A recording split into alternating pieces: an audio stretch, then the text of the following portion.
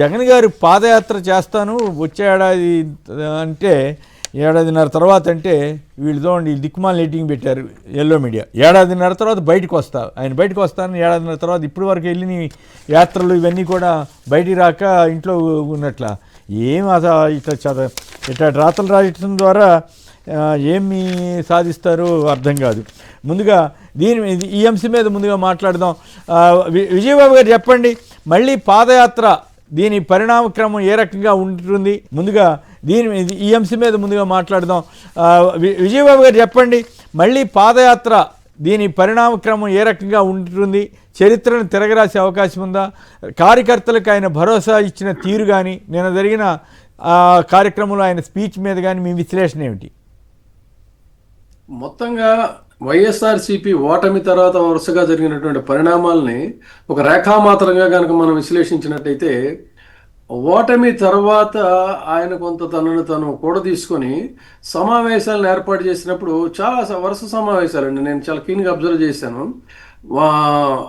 ఓడిపోయినటువంటి మాజీ మంత్రులు, ప్రజాప్రతినిధులు, మిగతా వాళ్ళు అందరూ కూడా వెళ్ళేవాళ్ళు. కానీ వాళ్ళలో ఏదో చెప్పలేనటువంటి ఒక నిస్పృహ, ఒక నైరాశ్యం, ఇది చాలా స్పష్టంగా వాళ్ళ ముఖాల్లో కొట్టొచ్చినట్టు కనిపించేది. తదనంతర కాలంలో వాళ్ళలో కొంత కదలిక అనేది వచ్చింది. ఆ తర్వాత కొన్ని ప్రజా ఉద్యమాలకి వీళ్ళు కలెక్టరేట్లకు వెళ్ళి వినతి పత్రాలు సమర్పించడం, దాని దగ్గర కొంత వాళ్ళని కూడా తీసుకున్నారు అనేది కనిపించింది. నాయకుడిలో కూడా కాన్ఫిడెన్స్ లెవెల్స్ తన స్పీచ్లో కానీ బాడీ లాంగ్వేజ్లో కానీ స్పష్టంగా తర్వాత మార్పు అనేది కనిపించింది. అదే క్రమంలో ఆ తదనంతరం ఒక 2-3 సమావేశాల తర్వాత పార్టీ నాయకుల్లో కూడా కనిపించింది.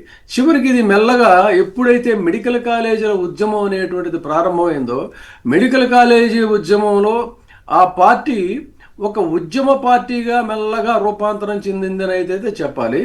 ఆ తర్వాత 1,000 సంతకాలు అనేటువంటిది ఆషామాషి విషయం కాదండి. వాళ్ళ మీద ఒకవైపు వరుస దాడులు, ఒకవైపు అక్రమ కేసులు, ఇవన్నీ కూడా పరంపరగా ముప్పేట దాడి జరుగుతున్నటువంటి నేపథ్యంలో వాళ్ళు కూడా తీసుకొని ప్రజలతో మమేకమై ప్రజల యొక్క అభిప్రాయాలను తెలుసుకుంటూ ఒక ప్రజా ఉద్యమంగా, అతిపెద్ద ప్రజా ఉద్యమంగా చెప్పాలంటే 1,000 సంతకాలు, అది కూడా ఏంటంటే చాలా స్వల్ప వ్యవధి వాళ్ళకి ఇచ్చిన టాస్క్ కూడా దాంట్లో కంప్లీట్ చేసి ఒక సమరోత్సాహంతో వాళ్ళు బయలుదేరినటువంటి తీరు చూసిన తర్వాత నిన్న మీటింగ్ మీరు గమనించండి. నిన్నే కదా, అంతకుముందు ఇటీవల జరిగిన 2-3 సమావేశాల్లో కూడా ఆ లీడర్లో ఒక కాన్ఫిడెన్స్ లెవెల్స్ అనేది చాలా స్పష్టంగా టోన్లో కనిపించడం, కార్యకర్తల్లో కూడా ఒక ఉత్సాహం, కేరింతలు, ఇవన్నీ ఆ మార్పు అనేది మనం చూడొచ్చు. అంటే క్రమక్రమంగా ఏంటంటే తమను తాము కూడా తీసుకున్న తర్వాత ప్రజల్లో నిన్న చాలా ఒక వ్యాలిడ్ పాయింట్ జగన్మోహన్ రెడ్డి గారు తన మాటల్లో చెప్పింది ఏంటంటే, జనాలు రియలైజ్ అవుతున్నారు. ఎస్, ఇది 100% వాస్తవం. పబ్లిక్లో ఒక రియలైజేషన్ వచ్చింది. అంటే మీకు భజన మీడియా కానీ, చంద్రబాబు నాయుడు గారు కానీ, వాళ్ళల్లో ఒక చెప్పలేనటువంటి ఒక మెస్మరిజం అనేటువంటిది ఉంది. ఆ మెస్మరిజం అంటే పాజిటివ్గా కాదు, దాన్ని ఏంటంటే వాళ్ళు ఏది చేయాలనుకున్నారో ప్రజల్ని కాసేపు భ్రమింపజేస్తారు. ఆ భ్రమంలో మునిగిపోయిన తర్వాత వాళ్ళు తేరుకునేసరికి జరగాల్సిన నష్టం జరిగిపోతుంది. 2014లో జరిగింది ఒక తరహా ఇదైతే, ఆ తదనంతరం ఎన్నికల్లో జరిగింది ఎంత. మీకు ఒకటే ఎగ్జాంపుల్, ఇప్పుడు జరుగుతున్నటువంటి ఆ టైటిల్ పెట్టాడు చూడండి నిన్న ఈనాడులోను, దీంట్లో ల్యాండ్ టైటిలింగ్ యాక్ట్కి సంబంధించి ఆ రోజున వాళ్ళు విషం చిమ్మినటువంటి పరిస్థితి ఏంటి, ఈ రోజు దాన్ని జాకీలేసి లేపుతున్నది ఏంటి? కాబట్టి అంటే వాళ్ళు తలుచుకుంటే తిమ్మిని బమ్మిని తిమ్మిని కూడా చేయగలుగుతారనేది స్పష్టం. ఆ పరిస్థితుల్లో నిన్న ఆయన చెప్పుకున్నట్టుగా జనంలో అయితే ఖచ్చితంగా ఒక మార్పు వచ్చింది. నేను కూడా కొన్ని క్రాస్ సెక్షన్స్ని ఒక నెగిటివ్ ఆస్పెక్ట్లోనే బాగుంది కదా, బాగా చేస్తున్నారు కదా, అది ఇది అంటే, సార్ జనాలు భయపడుతున్నారు, వీళ్ళు భయపెడుతున్నారు, ఆ భయంతో ఇవాళ మాట్లాడలేకపోతున్నారు. కానీ ఖచ్చితంగా అయితే దానికి భారీ మూల్యం చెల్లించుకుంటారు వాళ్ళు. ఇప్పుడు కనీసం జగన్మోహన్ రెడ్డి నిన్న ఆయన అన్నాడు ఏదో రకంగా వాళ్ళ చేతుల్లో డబ్బులు ఉండేయని. ఆ రోజున వాళ్ళ చేతుల్లో చిన్న వ్యాపారస్తులు కానీ లేకపోతే చిన్న కుటుంబాల్లో కనీసం మనీ సర్క్యులేషన్లో ఉండేది, మార్కెట్లో మనీ సర్క్యులేషన్లో ఉండేది. ఇవాళ మార్కెట్లో మనీ సర్క్యులేషన్లో కూడా లేదు. మొత్తంగా ఎట్లా ఉందంటే ఇంట్లో ఈగల మోత, బయట పల్లకీల మోత అన్నట్టుగా తయారైంది. మీకు ఈ సామెత కాదు, ఇంకో సామెత కూడా వీళ్ళకి అప్లికబుల్ ఏంటంటే, తిట్టే నోరు తిరిగే కాలు ఊరుకోదని చెప్పని అంటారు.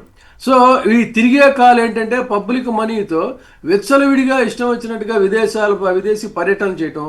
అక్కడికి వెళ్ళిన తర్వాత వీళ్ళు చేసే పని ఏంటంటే తిట్టేనోరు. తిట్టారు. ఎక్కడికి వెళ్ళినా సరే, ఏ దేశం ఏగినా ఎందుకు కాలిడినా తిట్టరా జగన్మోహన్ రెడ్డిని కచ్చితీరా అనేటువంటి ఒక నినాదంతోనే పొగడరా తల్లి భూమి భారతి బదులు మీరు ఇట్లా మార్చారా? ఎంత ఎంత జుగుప్సాకరమైన పరిస్థితి అండి మనకి. మీకు తెలియంది కాదు, ఒక సీనియర్గా వీడు ఇక్కడ ఘోరాతి ఘోరంగా ఒకళ్ళొకళ్ళు పరస్పరం అప్పుడు దూషణలు కూడా లేవు కానీ విమర్శలే ఉండేవి. అంత దారుణంగా విమర్శించుకున్నా కూడా తెలుగువారి డయాస్ఫోరా అనేటువంటిది ఏ దేశంలోనైనా different kinds of political parties నుంచి వచ్చినప్పుడు ఎంత హోందాగా ఎంత చక్కగా మాట్లాడుకునేవాళ్ళు అంటే, అలాంటిది విదేశీ గడ్డ మీద పబ్లిక్ మనీతో వెళ్ళి తెలుగు డయాస్ఫోరా అని చెప్పని పెట్టి తెలుగుదేశం పార్టీ మీటింగ్ అండి. అది తెలుగులో డప్పు దండోరా తప్ప తెలుగు డయాస్ఫోరా కాదు. వాళ్ళు చాలా క్లియర్గా మెడలో ఎల్లో కండువాలు వేసుకున్నారు, జెండాలు పట్టుకున్నారు, టీడీపీ నినాదాలు ఇచ్చారు. అది తెలుగు డయాస్ఫోరా ఎలా అవుతుందండి? తెలుగుదేశం పార్టీ సమావేశం అవుతుంది కదా. విజయబాబు గారు ఆ ఇష్యూలోకి మళ్ళీ వెళ్దాం. పాదయాత్ర 2 మళ్ళీ చరిత్రను తిరగరాస్తుందా అన్న దాని మీద మీ కామెంట్ చెబితే డావోస్ ఆ ఇష్యూలోకి మళ్ళీ వెళదాం. అప్పలరాజు గారు కూడా ఇందాక మనది ఫ్లోలో డైవర్ట్ అయ్యారు. పర్వాలేదు. ఆ రకంగా పార్టీలో ఒక కొట్టొచ్చినటువంటి మార్పు ఇదయ్యి, గతంలో మనం 80వ దశకం 70వ దశకంలో ఉద్యమ పార్టీలుగా కమ్యూనిస్ట్ పార్టీలను ఏ విధంగా అయితే చూసామో, ఈరోజు ఖచ్చితంగా అక్షరాల తెలుగుదేశం పార్టీకి యొక్క అరాచకాన్ని ఎదిరించేటువంటి ఒక ఉద్యమ పార్టీగా రూపాంతరం చెందింది వైసీపీ అని చెప్పాలి. కారణం ఏంటంటే, వాళ్ళు జైళ్ళల్లో పెడితే జైళ్ళు నోళ్లు తెరుచుకున్నా సరే జైళ్ళు మాకు అత్తవారిళ్ళు అనేటువంటి రీతిలో రెడీ అయ్యారు. అలాగే దాడులు చేస్తూ ఉంటే దానికి తట్టుకున్నారు. దానికి ఉద్యమ పార్టీ అని ఎందుకు అంటున్నానంటే, ఇదే డీజీపీ కార్యాలయం దగ్గరికి గతంలో వైసీపీ వారు ఒక వినతి పత్రం ఇవ్వడానికి వెళితే మామూలుగా తనదైన సహజ ధోరణిలో ఆయన వాళ్ళ కలవడానికి అనుమతి ఇవ్వలేదు. అనుమతి ఇవ్వకపోయేసరికి బయటకు వచ్చేసారు వాళ్ళు. అది ఆ రోజు జరిగింది. కానీ ఈ రోజు జరిగింది ఏంటి అంటే, సాక్షాత్ ఆ డీజీపీ కార్యాలయం దగ్గరే మాజీ మంత్రులు, మాజీ ఎమ్మెల్యేలు, కీలకమైన నాయకులు అందరూ కూడా కూర్చొని ధర్నాకి దిగారు. ఇది ఒక మార్పు.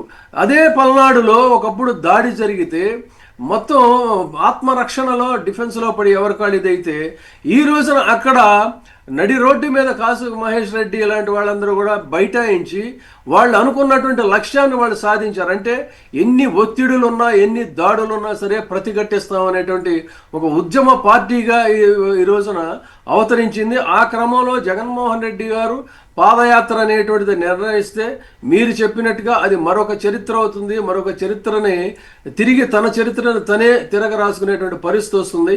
జనాల్ని, మనకి ఇంగ్లీష్లో కూడా ఒక సేయింగ్ ఉంది, ఒకసారి కొంతమందిని మోసం చేయొచ్చు, కొన్నిసార్లు కొంతమందిని మోసం చేయొచ్చు, అన్నిసార్లు అందరినీ మోసం చేయలేరు అనేటువంటి ఆ సామెత ఏదైతే ఉందో, ఖచ్చితంగా ఇది తెలుగుదేశం కూటమికి ఒక మళ్ళీ గట్టి గుణపాఠాన్ని చెప్పేటువంటిది అవుతుంది.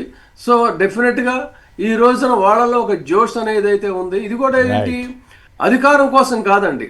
ఆయన నిన్న ప్రజా సమస్యల్ని చాలా స్పష్టంగా ఏకరువు పెట్టారు. ఎన్ని సమస్యలు, ఒకవైపు ఏమో ఇక్కడ మొత్తం సమస్యలతో రైతులు, పేదవాళ్ళు, మహిళలు, విద్యార్థులు, నిరుద్యోగులు, ఆల్రెడీ ఎంప్లాయీస్, వీళ్ళంతా ఇన్ని సమస్యలతో సతమతం అవుతుంటే దావోసులో కూర్చొని పరస్పరం తండ్రి కొడుకులు ఒకళ్ళొకళ్ళు పొగుడుకోవటం, ఆహా ఓహో అనుకోవటం చూస్తే చాలా ఒక జుగుప్స.